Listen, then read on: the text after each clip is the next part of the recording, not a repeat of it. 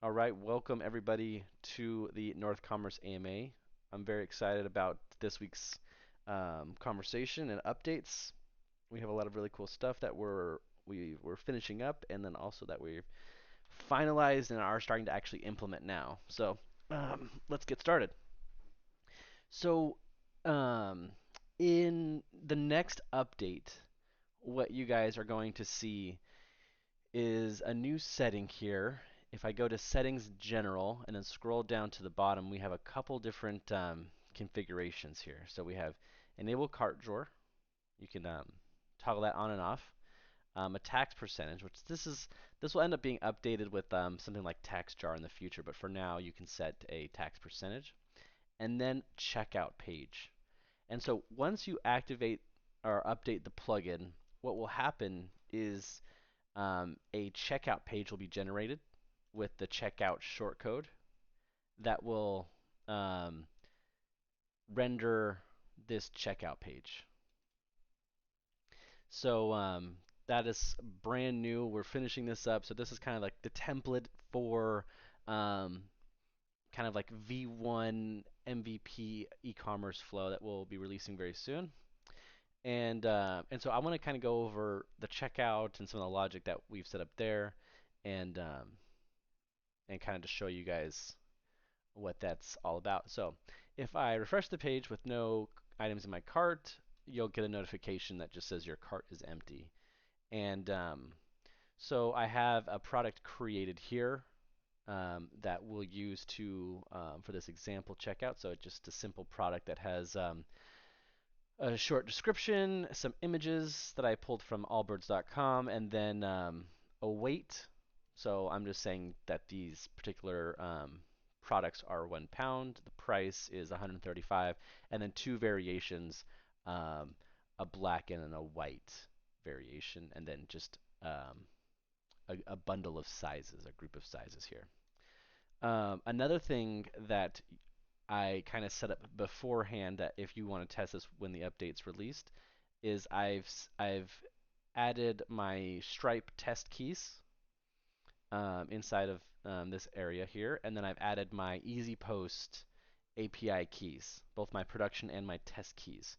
So if you haven't yet signed up for EasyPost, you can go to easypost.com, and this will be the service that handles all of the shipping, label generation, the shipping rate calculations, all of that stuff. So you can sign up for free. You get like your first, I think like 120,000 postage for free. So if you haven't signed up for that yet, go ahead and sign up. Okay, cool. So that's kind of like the prerequisites. I have a payment method. It could be PayPal or Stripe, whatever you want to set up, or even Molly, I guess, at this point. And then I've set up, actually, Molly might not be integrated. Actually, it's not. It's not integrated for the checkout, at least. It is integrated, though, for the plugin. So just have at least a payment method, PayPal or Stripe, set up, and then also your EasyPost integrations, uh, API keys integrated. Okay, so now that that's all set up, we can go in here to the product, and I can just click on the product to view the product page. So I have a colors I can choose from, and then like a size I can choose from, and then I can add that to the cart. And here I see the item that's added to my cart. You can ignore the fact that there's no image there. That's just a little bug. No worries. So then I go in here and I can start the checkout process. So we have like 3 different steps to check out. And if I want to adjust what I'm purchasing, I can adjust that right here inside of the cart. So if I have too many, it'll give me an error message. And then if I want to change the colors, then I can change the colors or the size, right? All inside the checkout right here. So I'll go ahead and type my email address. So let's just say hello@northplugins.com. I can hit enter. And you'll notice that I have some checkboxes here to accept any terms and conditions, and then also to be added to like um, your email list. And then we have continue as guest and sign in and continue. So If you're, a new customer that maybe doesn't want to create an account for this particular store, you can continue as a guest. But if you are an existing customer for this store, then you can sign in, and then all of your information would be pre-filled based on any previous purchases or any account details that you set up earlier. Sign in and continue right now is not implemented because we are, now that we're finalizing everything with the database and the API and stuff, customer creation um, isn't done yet, but it will be soon, and then those customers will have their own accounts and passwords and stuff like that. So, kind of moving on, I can click continue as a guest and then type in my name. So let's just say Kelly Miro, and then I'll type in a phone number. So let's say 480-555-5555. Perfect. And then I can type in address here. So let's just say, let's just do a random address here. So we have Google Autocomplete that'll automatically start populating suggestions based on what the user's typing. So let's just say this is my address here, Phoenix, Arizona. You'll notice that the shipping rates will load and will query data from EasyPost. So I would be able to get a shipping rate from EasyPost by UPS. So this is an exact rate based on the weight of 1 pound. But in this case, I have 5, so I guess based on 5 pounds, and I can select one of those options. This premium shipping rate is selected. This premium shipping rate is actually an option for any flat rate that you can do, and I'll show this in the settings in a second. So I can select one of these two shipping methods and our shipping rates, and I can click save and continue, and then I can go in here, add a credit card information, and then continue to purchase it. So if I wanted to go back and edit anything, I could always go back and just click edit and adjust any of this information, or if I wanted to select UPS or whatever, and then save and continue, type my credit card information in, and then check out. So checkout isn't actually done yet because we're finishing up the orders API, but all of that is good to go and done. So how we set this up here is just in your settings, in your shipping and delivery, and then in your shipping profile, you could manage the rates for that shipping zone. So in the United States, I have two shipping rates. One is a premium flat rate shipping of $7.99 and UPS ground service. So we pull that from EasyPost, and then we calculate the shipping price based on this particular service of UPS ground. So that all looks great. So inside the shipping zone, I only have United States. So if I was to go back to the cart here, and let's say I was to type in, I don't know, let's see if I can like do like can I get a Canadian address or something? Yeah, like so like right here. So I see that the shipping rates disappear, and then I get an error message up here underneath the product that says, we can't ship this product to your area. Please remove it from your cart to continue. So if someone was to go to your store and you only offered shipping within the United States, and a customer from, Canada or Australia or somewhere in Europe entered their information, then um, they would get met with this error here. Like, we can't ship to this area. There's no shipping options. So, you're kind of like, you're out of luck. I'm sorry.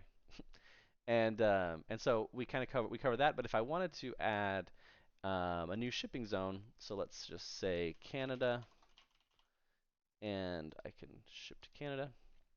Then I can add a new rate. So let's just say I'll choose like UPS again, and then I could do like, let's just do expedited or something. And then I'll click save. Then I have a Canadian rate and a United States rate. So then if I refresh the page,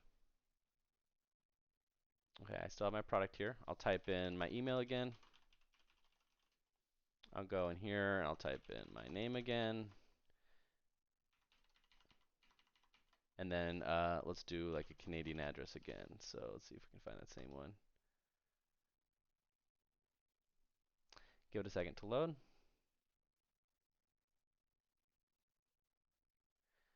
And what may happen too is I might need to switch this over to USPS and then do Priority Mail International. Okay. Let's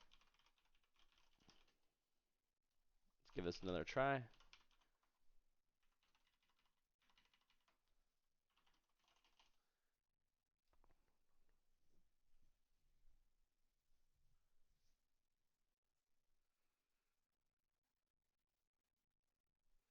This is like one of the the the testing during a presentation sort of situations. So this looks like we need to figure out what is going on with this. So if I typed in BC Need to Canada, add like a zip code. yeah, so I think I just need to get the British Canada zip code.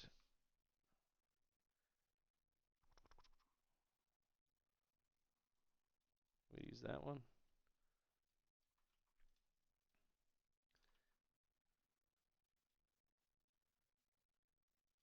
Okay, so yeah, I was just missing the zip code. Um, and then you'll see that the Priority Mail International shipping rate is $37, so I can select that and then save and continue. So if um, if you did want to offer international shipping, then based on your whatever your carrier offers, then you could do that. So now let me re-add UPS and just do expedited, and then hit save, and then I'll refresh. Perfect.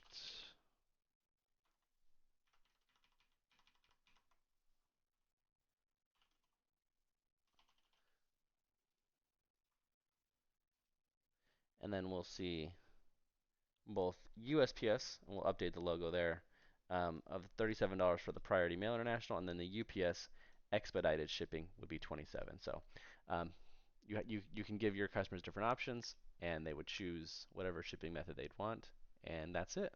If you want to add a different billing address as well, you can always add a different billing address right here.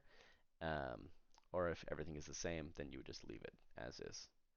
So that is a quick like little overview of checkout. And so any questions on that or any comments you guys have, you can unmute if you'd like, or if you want to ask them in stage questions, it's that chat right above the voice channel.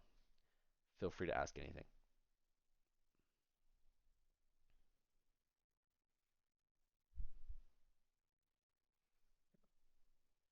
I have a question. So is that premium thing where you had it, is that how we set up, like, for example, if we want people to pick up from the store? Oh, okay. So that's a good question. So um, right here we have the flat rate of the premium shipping rate, which is going to be a you could technically make it like a local pickup if you wanted to rename it to like local pickup or whatever. But what's going to happen is we'll release a local delivery option and a local pickup option, and that will basically be um, the same as this flat rate right here. But what you'll be able to do is customize the like the range or the zip codes that you actually do delivery with or that you actually offer local pickup to, and then the pricing of that. So like for example, local pickup might be just free, and that's totally cool. If you're willing to drive to our office or whatever and pick up your product, then you can you could select that option as like one of these flat rate options, and it could be free. If you wanted to charge based on how much products they purchased, you could also do that as well. And then same with delivery. So a lot of the if you didn't want to offer if you didn't ship a product at all and you wanted maybe you run a bakery and you wanted to sell baked goods and you don't deliver them, you just have them pick up, then you would toggle this option on and then configure this, and then that would appear here as one of these options for local pickup. And would it ask for a shipping address then, if we did just do the local pickups? So it would depend if you only set up local pickups, then it would just have that option. In your particular case, like, are you envisioning that like whatever you're selling on your store would only ever be local pickup? Well, I think the use case would be if someone selects a local pickup so that they wouldn't actually have to put the shipping address in. People are sometimes annoyed to give, details Yeah, yeah, for when sure. they're actually coming to store and stuff like that. So I was just wondering how that would work. Okay, so that's a good question. So that's something that me and Gabi talked about like I don't know a day or two ago. So when you first enter sort of like the checkout and then go to the shipping area, you are kind of met with these with entire form to fill out your shipping information, and then you're also kind of met with um, these shipping rate loaders. And so what's happening right here at this point is we're waiting for a user to enter in their shipping information, and then we're hitting the EasyPost API and then getting back that shipping information. What we were talking about changing is showing because if you offer a flat rate or a local pickup, there's no need for us to load any information because the rates are never changing. And so what would happen is you would see the local pickup or the premium flat rate already appear here before the user enters in their shipping information. And so as a customer, like say on your store, I could go here and I'd be like, okay, cool. So they want me to fill out the information. Oh, you know what? I'm just going to do pickup. They would select pickup, local pickup, and then this entire form here would just disappear, and then they would just continue on to payment. Oh yeah, Does yeah, that make that sense? makes sense. Yeah. So I think that's a good sort of use case that will definitely support. But yeah, as of right now, I think the user experience is kind of confusing in general. Just that the fact that we already have like these loaders appeared before any actions happened from the user. And so we'll swap the kind of the logic for if it's a premium flat rate or a flat rate setup here, or a local pickup, um, then they would automatically show. For local delivery would work the same as EasyPost. We would need to know the address and zip code to see if you actually offered delivery to that zip code. Yeah, that makes sense. Thank you. Good question. Okay, so if there's any other thoughts or questions, feel free to interrupt. But I'm going to move on to show you kind of one more other setting here. So we have our shipping zones, which is awesome, and you can set up rates for all sorts of different shipping zones, different states, countries, provinces, whatever. But if in general you never wanted to ship to certain areas, so I'm the admin of this store, and I don't want any of my employees to add a shipping zone that I don't want them to add a shipping zone for. So say we're based in the United States, and it's very, there's strict orders from management that we only ever ship to the United States. What I can do inside of the general settings is I can select specific countries that I ship to. So I can say, okay, ship to specific countries only, and let's say United States, and then I can add United States and save that, and then I will only ever be able to create shipping zones within the United States. So I won't, we won't have any mistakes by any employees or whatever that they create shipping zones for different areas that we don't end up shipping to. So this is kind of like you could always leave it at default and just ship to all areas and then set a shipping zone, and we'll kind of go off of those shipping zones. If you haven't created a shipping zone for a certain area, then we won't query, then you won't have that option to purchase it. But this is kind of like the overlord rule of shipping rules. Like if this is kind of like the one that holds the most precedence. Like we base things off of this. So if an admin goes in here and sets this, um, then no other employee can offer that. So you'll even see like if I set this to United States, but I already have a shipping zone for Canada. So then I'm getting this error message right here that says you have a conflict between the countries that you ship and the ones that are available in your shipping profile. Click here to fix manually. So I can click on that, and then it takes me right to that shipping profile where I can see the error. Oh, okay, cool. So like um, I have a Canadian shipping zone, and that's a problem because we only ship to the United States. And so if you had created shipping zones and then you ended up changing that rule or something, then you would be able to you'd get that error, and then you'd be able to go in here and fix that, and then just click delete, save, and then you can see that that shipping error is disappeared. So we kind of have those rules set so um, store owners have control. Because I know, I mean, for the most part, people I think will ship internationally. Like especially stores from the United States. Like I help with a store and we ship it to France and Belgium and all sorts of different places. But what happens is you might be selling a specific product where it's like you're not allowed to ship it outside of the United States for whatever reason. It's not approved in Mexico or Canada or Europe or whatever, only in the United States. So you can set those rules, or vice versa in terms of like having European specific products we can't ship outside of the EU for whatever reason. So you have control there to do to set whatever rules you'd like, and then that would reflect on the checkout and then within the shipping rules as well. Okay, so any more questions or any more thoughts about specific use cases that you guys have that you wanna talk about?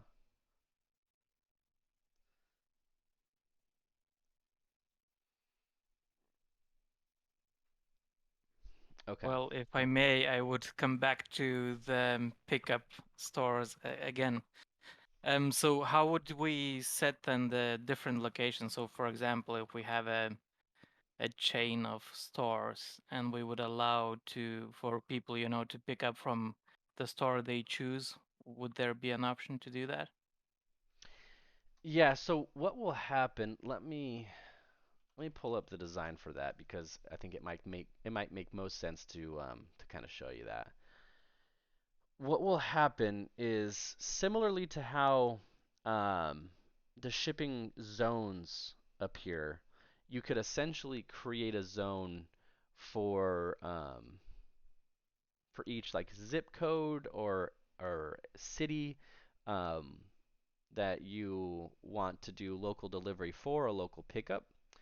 And so let me see if I can pull up that mock-up really quick. Where are we at here? Settings, shipping. Sorry, I'm on another screen really quick trying to find this.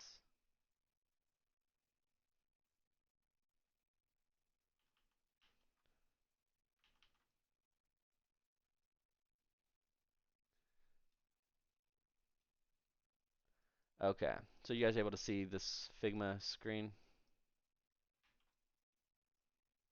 Yeah. Okay. So local delivery, local pickup. Okay.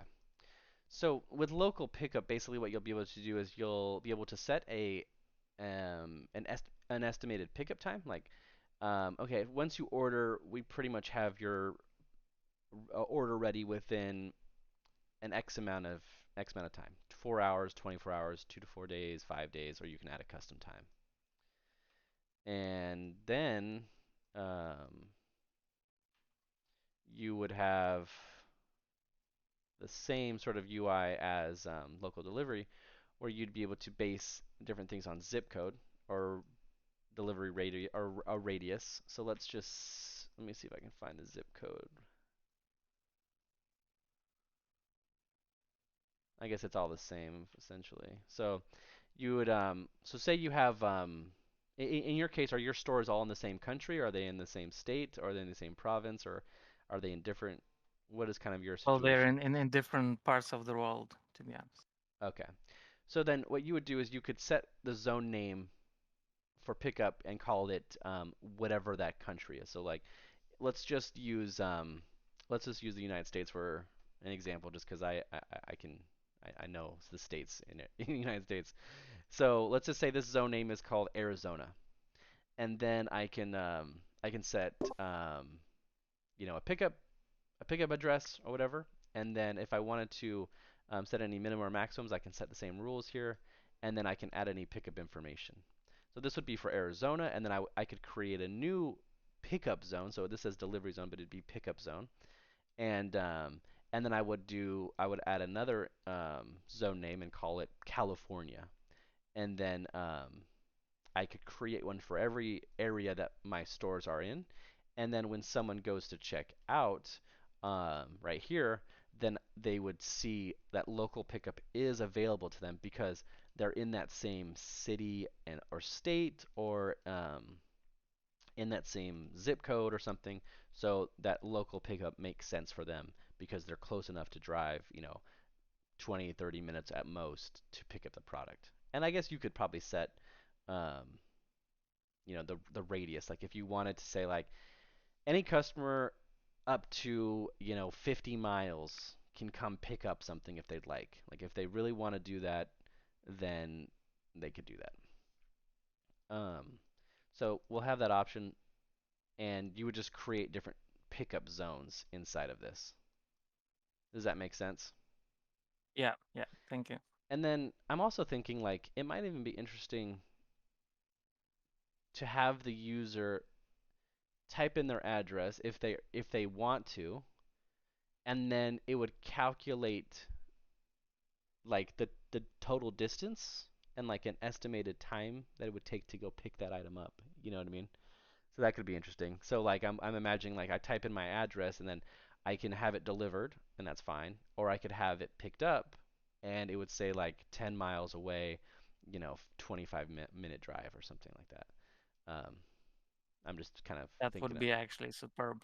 that would be an interesting idea. Yeah, I like Yeah. that idea. Cool, cool, cool. So good comments. I like that. I think like here in Arizona or in the states in general too, there's tons of different companies that are coming up and starting to offer like local pickup and local delivery for like different bakeries and desserts and things like that. Like it seems like everyone is creating like an at-home bakery, and so to offer that would be cool. And then I can type my address in and see like, oh, okay, they're not too far from me. I can drive 15 minutes to go pick up my order of whatever. And so, cool idea. Any other thoughts or comments you guys want to share?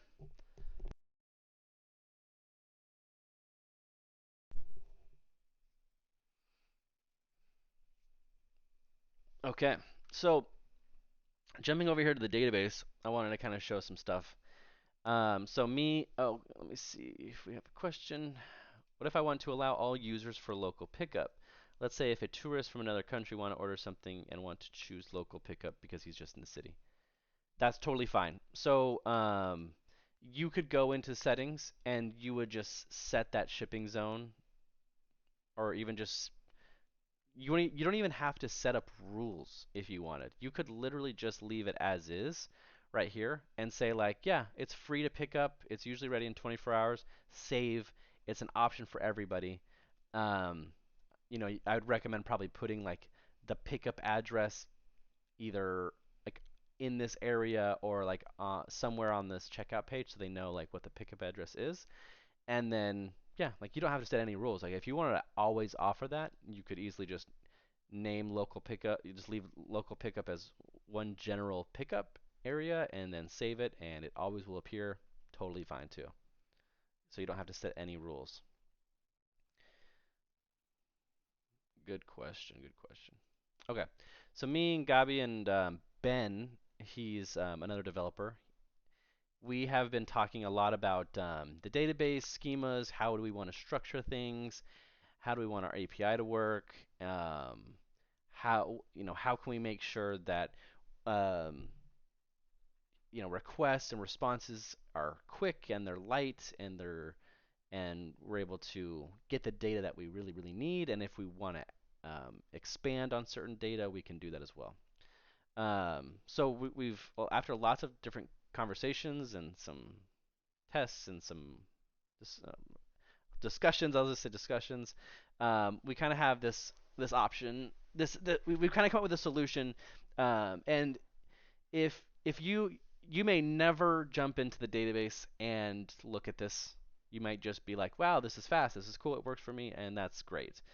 Um, but just so you have some level of information on how we're structuring things, and if you ever do go in the database and see things, you'd be like, oh wow, this looks like a lot of tables. Like, what is all this? What are all these? So what we're doing is we're creating um, different tables for different parts of a certain thing, I guess. Um, so in this particular example, I'll kind of explain it via products. So instead of having one product table that has, you know, all sorts of different things like free trial types and the payment details and payment frequencies if you're on a subscription or a payment plan, uh, or the product categories, product images, all these things. There's all sorts of different things that are included inside of products. So let me even go to products here. So we have all sorts of different things. So we have, um, we have the product type. Is it a one-time product? Is it a payment plan? Is it a subscription? We have titles. We have descriptions and information about the product. Then we have images, and then we have the inventory and the quantity, or the SKU, and then the quantity. We have weights and all sorts of different things. And we have all the variations. We have all the options, and then we have all the variations that are included in that particular product. And then kind of what we're going to do with it, the publishing options. Are we going to submit it immediately? Are we going to schedule it? Are we going to just save it as a draft for now because we're still working on it? So there's all sorts of different things. And so instead of just creating one big table that includes all this information, what we do is we create our own tables for for different things. Like product types has its own table. So you'll see product types right here. Has its own table for one-time, payment plan, and subscriptions. So what we can do is we can just add the ID for um, for whatever the product type is within the product. So then what we can do instead of sorting all of the products based on product type, so say I wanted to make an API request and I wanted to get all the products that are a one-time product. What I would have to do is I'd have to query all the products and then I would have to filter all the products with a field that says one time or something. But what I can do now with like foreign keys and referencing this other table for product types is I can say, give me all the products that have the ID of one, one being the ID of the one-time products. So querying data becomes a whole lot faster. And so this is kind of what we're doing across all of our different features for all of our different tables. So we want to query data. We want to query all the orders that are above $80. I can reference the ID for the price and then set a little like query param, basically saying greater than 80, and then I will return all of that information. So, so requesting data from the database with this um, structure becomes a lot more efficient. So we we can query data quicker and keep things lightweight, and then also keep them customizable if in terms of like, okay, cool. So I can see the payment type ID is let's say one, but if I want to expand on that and just get all of the information for payment types within that same API request, then I can just add a query param that says basically like expand product types, and then I'm getting all the information. So I'm getting the ID, then the actual payment type of one time, and any other metadata that might be included in that. So it would be awesome if you guys are really, really interested in learning more about like how we're structuring this, why we're doing the things that we're doing. It might be great if you want to request that. We can set up another like presentation with Ben, and he might be more qualified to answer a lot of these questions. But yeah, I think that what we're what we're able to do is we're able to see kind of what other people have done and kind of iterate over those things, make some of our own tests, and then kind of create like the most efficient structure and schema um, possible. So I know that's probably a lot. It's confusing. I'm not even the most qualified to be talking on that, but any questions or thoughts about any of the database stuff?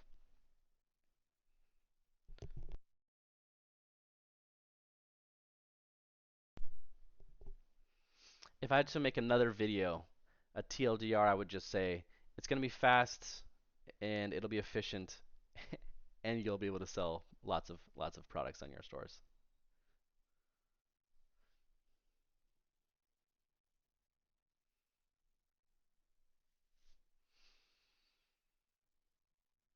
Okay.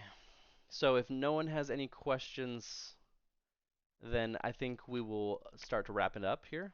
Um, we are finishing up checkout. We're finishing up orders API. We're finishing up the products API. Um, and then you will be able to start, and then we'll do finished customers as well, which will be quick. Um, and then we'll be all good. So what we've kind of done also, kind of in the background, is we have been, along with all the research and testing we've done to try and figure out the best possible options for database tables and schema setup structure and like API stuff. Um, we've also set up a mechanism, I guess you could call it, that will manage the database versioning as well. So like when say a store's been, a store was created with North Commerce. You created it, and then the client stopped paying you for whatever reason. So then like the store just kind of never got updated, and it's just been sitting. Then the client calls you back and says, "Hey, I really need you to help me update some of the stuff on the website if you could." And then you're like, "Okay, awesome." And then you see like the website hasn't been updated in 6 months or something. And so North Commerce is a couple versions behind. Everything else is a couple versions behind. And so you start to update everything. And when you update North Commerce, what will happen is you might be on the database version 1, let's say. I think I might even have it in the settings. Okay, so in the next update, we'll have that. You might have a database version of 1, but the current version is actually 5.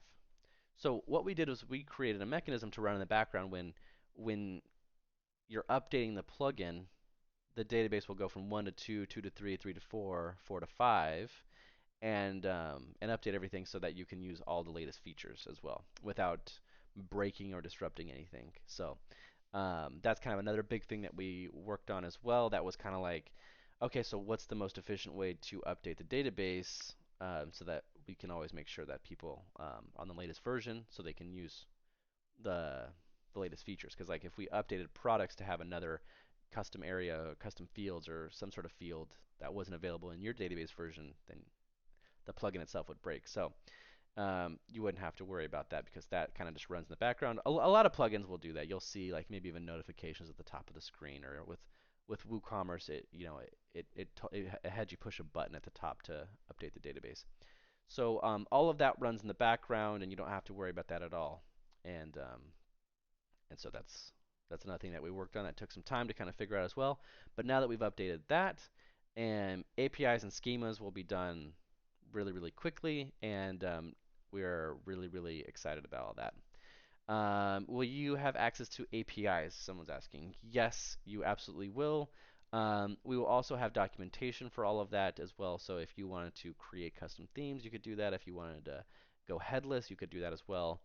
Um, and so once all of the once the APIs start to finish, we'll slowly just start to release out documentation based on whatever's finished. So say products gets finished, okay, well, then we'll release the documentation for that, and then orders, okay, here's the documentation for that, and then all that. So um, that will be really really great. We just kind of just finished the conversation of standardizing everything yesterday, and so this next week we'll have APIs created and we'll begin testing them. So excited for you guys all to try that.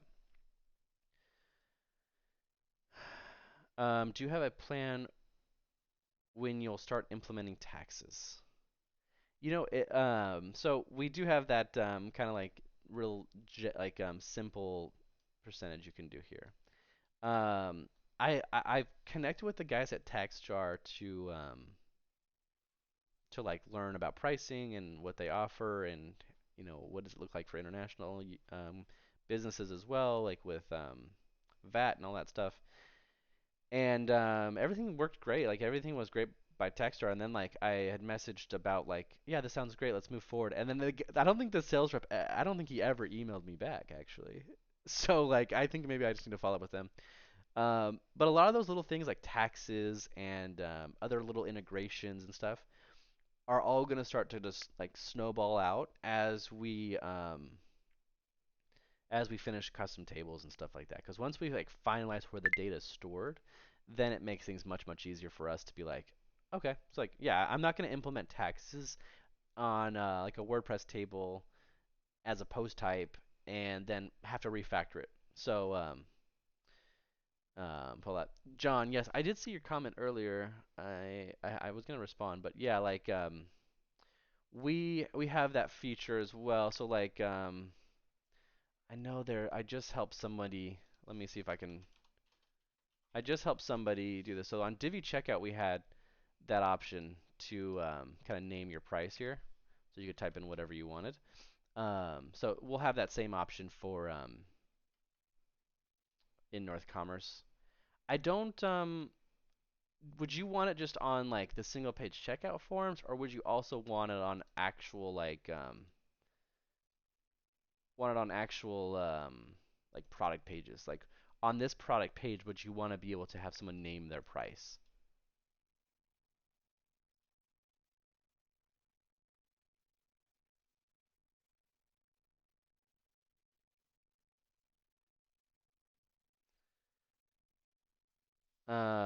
And D123 asks, you mentioned deciding where the DB is stored. You are still planning to separate from the WordPress database, yes. So the database is all one database, but the tables, yes, will be separate from your typical WordPress tables and WordPress like post types and things like that.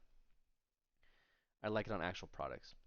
Yeah, I don't see why not. Like we could, especially with a builder, we'll have more like autonomy to kind of do all those certain things. So that brings up like another question for like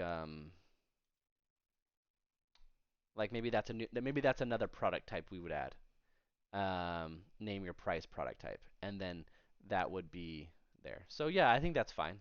Like we could definitely add that, and then we would just have like an input field that has the value here. So you could do, and then maybe you have, so maybe the pricing here is no longer pricing because it's name your own price, but there might be rules like it needs to be at least $1. It needs to be at least $10, or um, it can be completely free if you'd like.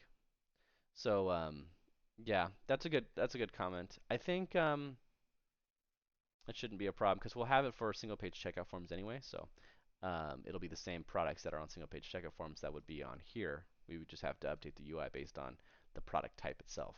So that shouldn't be a problem. Um, Perfect. Any other questions?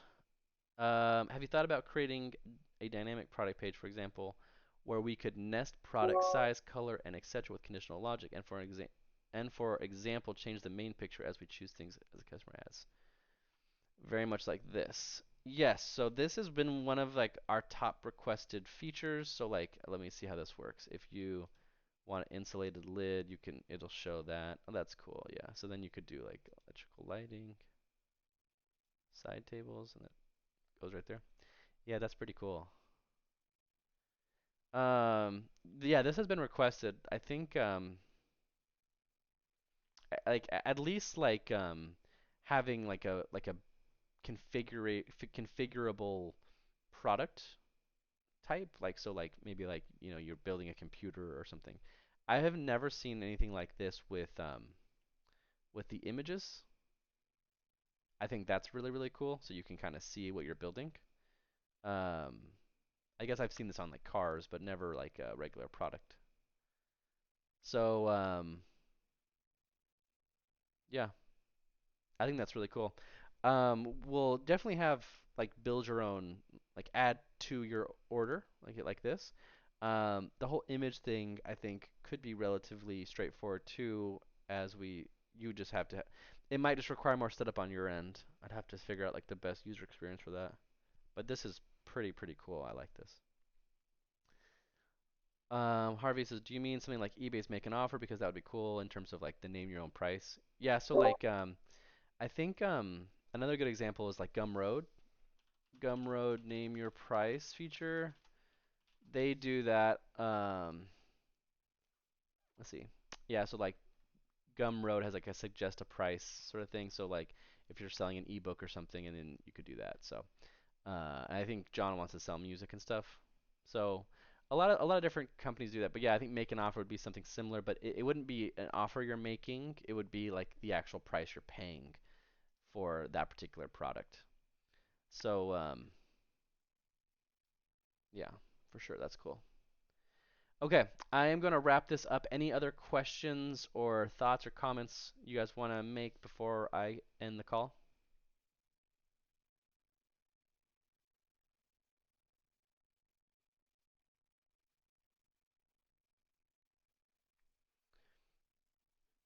I see someone typing, so I'm not going to close it up quite yet. Okay, you're welcome. I appreciate it, all of you guys joining me today. And if you're watching this on YouTube and have any questions, you can always comment below on the YouTube video, or you can email me at hello@northplugins.com or join the Discord and chat live with all of us. So, thanks so much, and we will see you guys later.